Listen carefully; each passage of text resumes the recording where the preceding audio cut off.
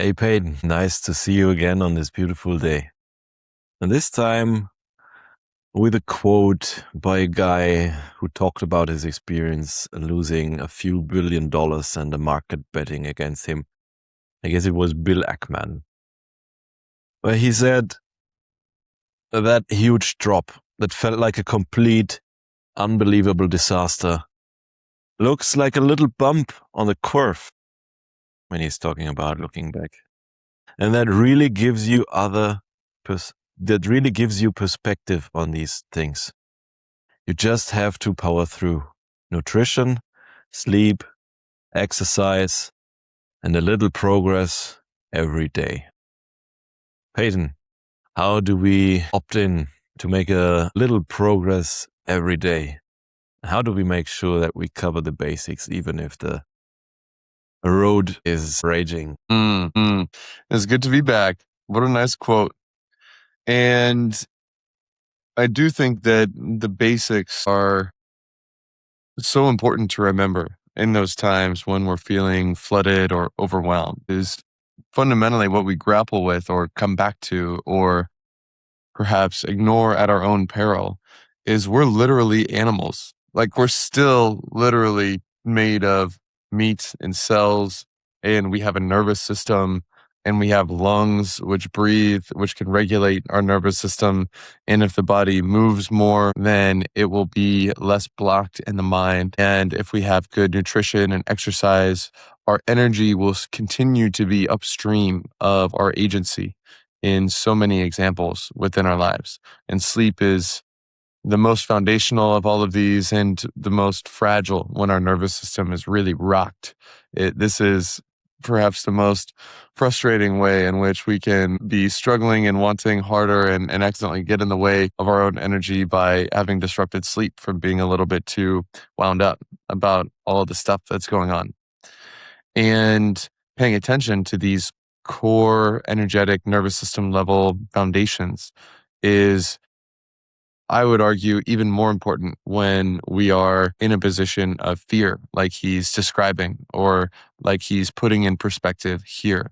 That huge $4 billion bill that he took was something that he feared that rocked his nervous system, no doubt, when it went on. And in the moments when we are getting rocked on a nervous system level, or when we feel a lot of fear, or when we feel doom and gloom, or whatever, starting off by, okay, first, let me cover the basics so that my body and mind can continue to function with energy, so that I can put that energy toward this little bit of progress every day and maximize the agency of what's within my control.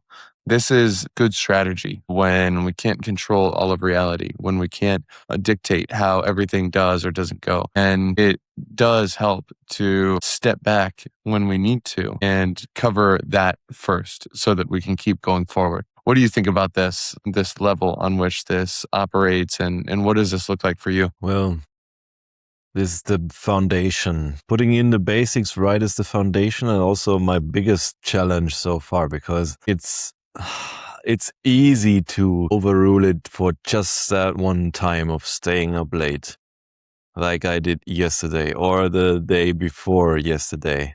Just staying up late to do a little bit of work, which then leads to a little bit of more work, which leads to a little bit of less sleep, and therefore to a little bit of less energy the next day, where I can not make as good of a decision as I could have made if I would give my system enough rest and recovery. And it's proven that sleep is the world's most powerful drug.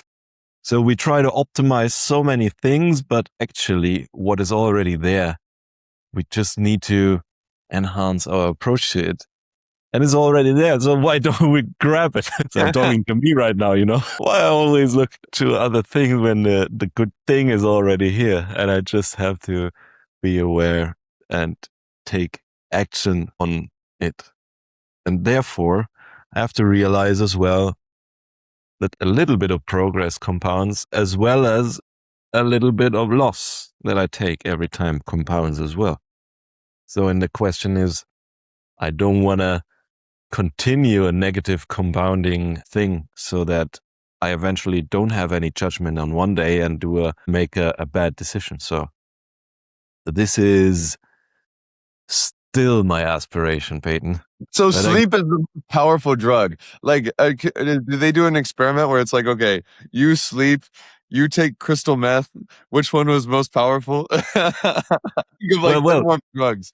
Well, not in the terms of mind bending or addicting drugs, but in the sense of healthy kind of drugs. You wouldn't need so many drugs in terms of added help you give to your body, like a painkiller or like vitamins or whatever, if you just would get the sleep right.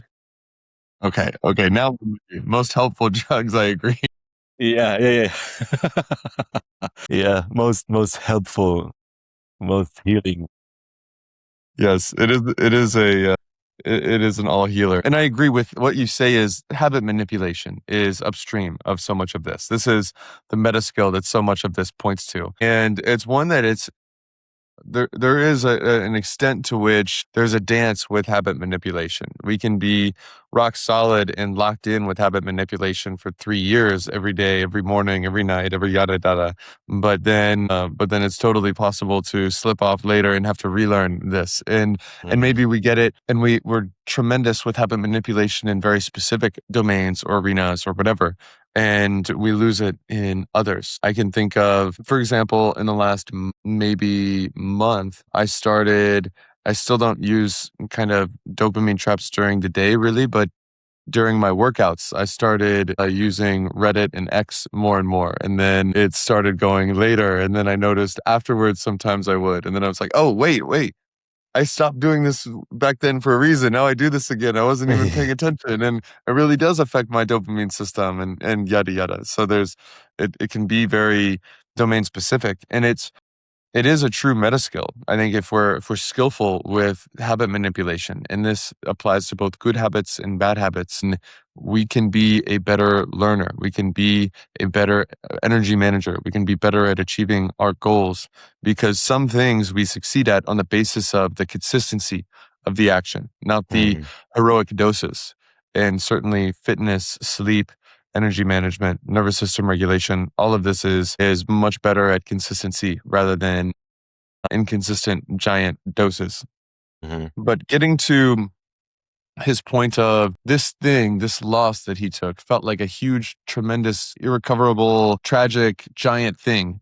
And now looking back, it feels like a blip on the curve. This, I think, is useful to see in our own lives. What did it actually feel like looking forward, looking at our past failures? And then now looking backwards, what do our past failures look and feel like? And one easy example that seems hilariously low stakes to me now, which felt like a big deal at the time, was when I was 18, I was applying to a bunch of colleges, and I had these goals that I wanted to get into Harvard and Yale and Penn and Duke, and then choose between these colleges and go to some elite this and that. And I'd worked for these things. I'd done what my guidance counselors said, and I got the good grades and the test scores and all of this. And then on the same day, I got rejected from all 4 of these on the same day, like not even a wait list, back to back, like no. And I was so pissed and I was so upset and I felt fucked over and I was so bummed. It felt like such a failure, and I'd wanted this for years and yada yada. Now it's so easy for me to say that, oh, good. Like I really would have been so much worse off had I gone to one of those places and had $250,000 of debt and got kind of stuck on some other track and not had the life experiences of travel and adventure and language learning and whatever. And you and I would not have met, for example, if I would have gone to one of those places. And so now It's easy for me to see that giant wall that I was looking ahead, or that felt like a shattering at the time to my little 18-year-old brain. Now it was actually good. And even if it wouldn't have been good, it would have been small and temporary.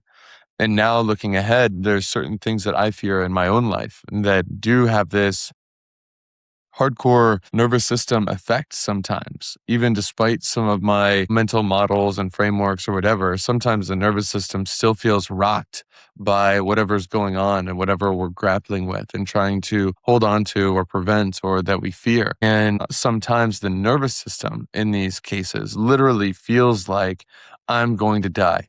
Like literally, it just actually thinks that. Like genuinely from its heart, it thinks, oh, if this thing over there happens in the future, we're fucking dead. Like there's no recovering ever from that. We're just buried, and it is pure, like it is complete catastrophe for all time. No recovery, no future, all this.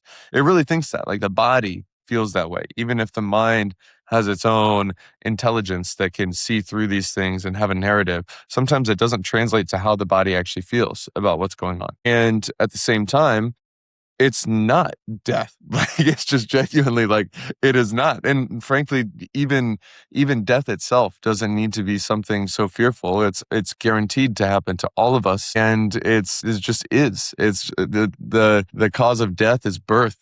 And so all that we're fearing so much, all that sends us into lockdown, especially the things that literally are not actually death. It's like something that we want to happen that we might not get, or something that we don't want to happen that we might get, or a combination of both of those, and some consequence that will play out for a period of time and then change. They're not as big as they seem to us when we're looking forward. It is really looking back that we see that it's not as big of a deal as it seemed. I think the uncertainty leads to a very high amount of dread, and it happens in the level of our body, in the level of our energy, and we have to open to that in order to let these energies flare up and flow through us and move, and perhaps not get so stuck. It feels like death, but it will not. And importantly, looking forward at a failure, or looking forward at a fear, or looking forward at something that we really don't want to happen, that we feel like we cannot control, it kind of has this implied sense of our mind of permanence, of like, oh, then I will be a failure, or then I will have, like, this thing will be blah blah blah. And it's almost like we get locked into the fallout period of 6 months after some bad thing happens, or 1 year after some bad thing happens. And when we're looking at it, we forget that actually time passes, and that this thing, no matter how bad this event will be in 6 months, it won't be that way in 5 years. Like things don't actually last for that long when you look into the future and you really run the math and you actually look at how long do these things take and how long until they're resolved. And like, oh, yeah, maybe 18 to 24 months tops for most things that we're reckoning with. And so it's the temporary nature of it, looking forward into the future, is, I think, one of the biggest ways that our thinking and our view becomes distorted when we have various fears. They feel more permanent than they actually are. In reality, we will move on to the next thing, and then that will happen, and then this will happen, and then this will change, and then this will change, and something else will arise, and we'll shift our priorities over here. And like the reality is constantly shifting. You don't get locked into hell for all time because of one event or a series of events. Things come and they pass through, and then more things come, and yada yada. And the temporary nature of our fears is helpful to keep in mind, because a lot of times our body hasn't got that memo, and so it can be useful to keep that in view. What else do you think in terms of our view, or the cognitive distortions that arise with various things, that are helpful to just see and open to and understand when we're kind of swimming in some turbulent waters? Well, I'm reminded of the mental bias of our constitution, which is loss aversion. We value loss at a much higher rate when it occurs in our life than we value wins. So we are kind of, from our perspective, always distorted on seeing the loss in a much bigger way. So also that reminded me of the fear setting exercise from which Tim Ferriss popularized from the Stoics, where he asks himself, okay, what is the worst thing that could now happen in my situation? Do I fear most? And then do it concretely and develop some action plans and some insights around that scenario. Do some scenario planning so that you can call your fear. And with that, you'll have a way through this black hole of what you fear.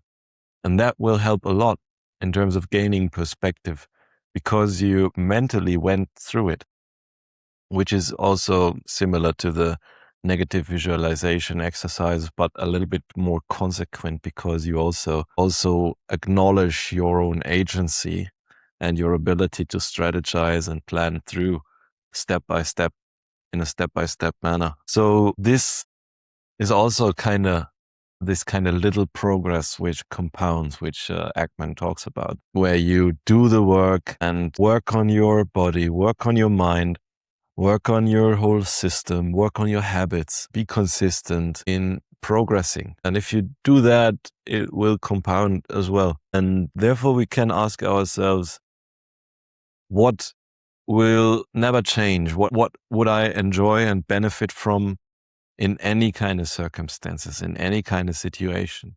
Doesn't matter whether I'm failing at my job or whether I did not make it to the meeting, which was very important and maybe life changing, or I didn't come to the expectations of other people and so on. And what would be true regardless of anything which happened around you? It would be true that if you slept well, you would have a better day. It would be true that if you keep moving your body, you will have a better day and you will have a healthier system. If you're healthy and watch out what you eat, you'll have a better nutrition and you'll have a better constitution of the overall mind-body system. And this will lead to the point which I always refer to. What I kind of believe and see is that confirmation bias is also very prevalent in our minds. That means when I witness people trying to convince me of their worldview, when they try to convince me that this book is the only text which is real because it's written by God, and then the other guy comes and says, oh no, this book is actually the only real book and is written by God. And then another guy comes and says, this translation does not cover the meaning of the book which is written by God. And then another guy comes and says, no, the old stories are the one real thing. And I believe, yeah, it might be true, but only true for you. Because I believe everybody lives in his or her own world and in this subjective reality where it doesn't necessarily is true what you believe, because the world is as it is regardless of what you believe. But whatever you believe will become true for you in its consequences, because you will see the stuff that is happening which confirms what you believe to be true. And so through this perspective, kinda sometimes feel like an outsider, but I also have the ability to accept people for who they are, even if they do not accept me because they believe I'm kinda a non-believer or the other way around. So this perspective taking is also about not saying this is wrong, this is right, this is life-changing, disastrous, or this is very great, a great win. If you zoom out, the trajectory of your life will wiggle around, and sometimes you're in a little bump from the outside. But at that moment, it feels like the most disastrous thing to you.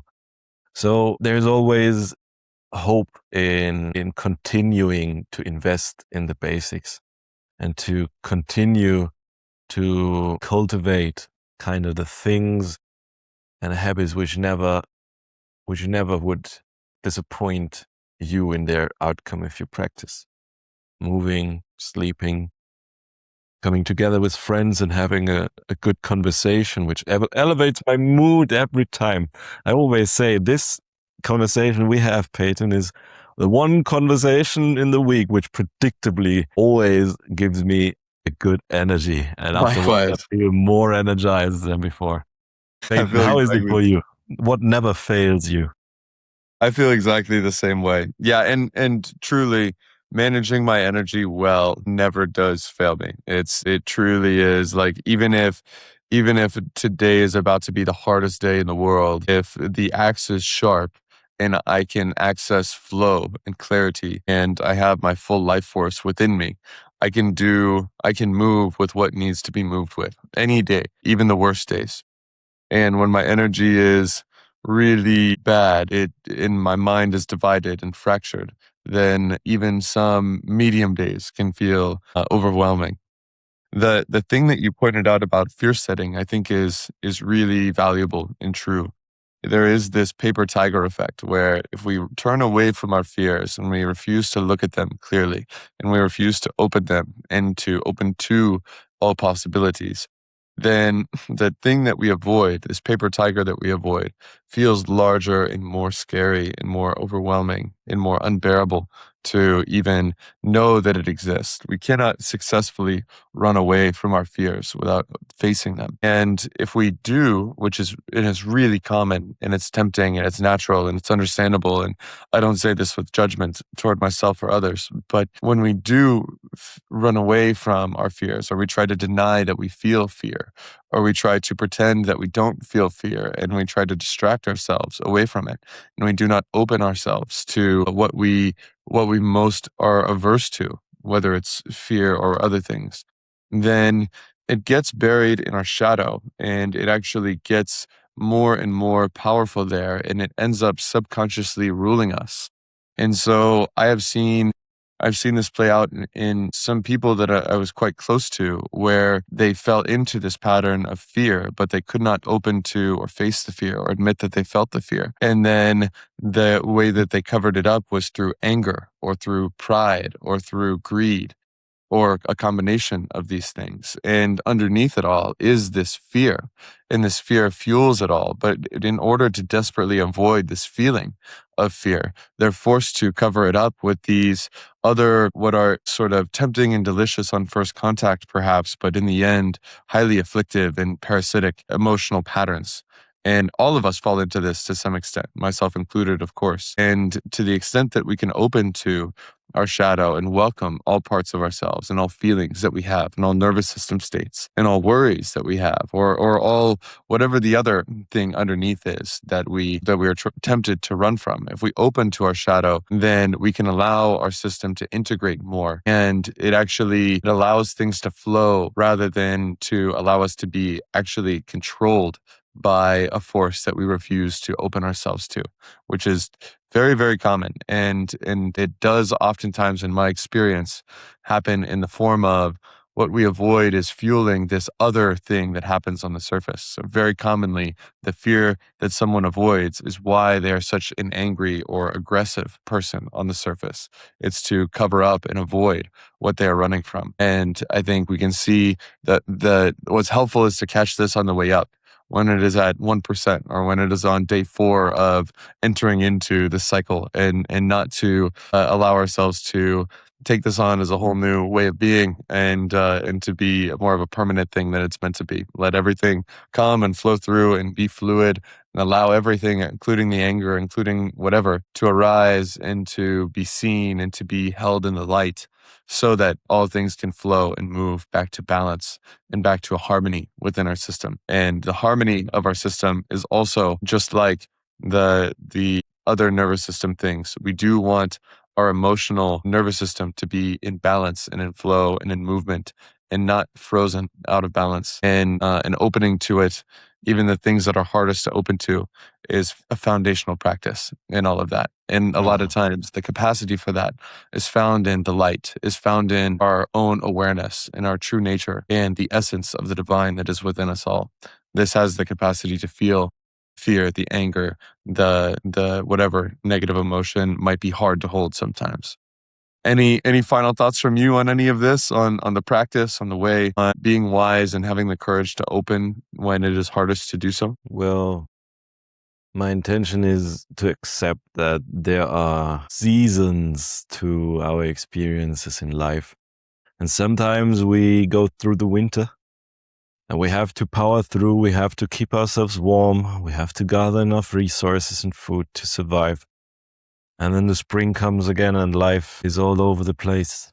And then the summer brings the fruits, and in autumn we can harvest. And this acceptance of sometimes we need to just power through, and sometimes we can save a life. And also the realization that extreme people get extreme results, but all results come at their price. To find a balance in all of that volatility which life offers to us. That is my intention. What about you, my friend? What comes to me is I think this was a part of the quote, something about focusing on today, focusing on the now. And I think that in my own experience, sometimes all of the past and the future can be like these un- unbelievably heavy boulders on my shoulders. This huge burden of looking forward at all that might happen, looking into the past at all that has happened, and just feeling crushed underneath all of that weight. And so my intention is to open, to view, to allow all of these, to not to cover up my eyes and blind myself to reality by no means, but to let go of the weight of the past and the future, to allow myself to hold and move within the now. The now is truly where our agency always is. The now is where our healing is. The now is where our opening is. The now is where our change is. The now is where our creativity is. The now is where our greatest potential, our connection with the divine, our opening, our joy, and our peace can all be found, and only in the now. And so coming back to the eternal unfolding of possibility and of what is good and of the source, this is my attention. This is where we can go to come to the fountain and be healed. And so that is my intention for the week to come. Awesome. Coming back to now. And Yes. now, thank you very much for the conversation, and see you next time. Likewise, my friend, enjoy the world's most powerful drug in the meantime and stay away from. All right. We'll be blasted out of existence at least for 8 hours tonight. Perfect. See you soon. Bye.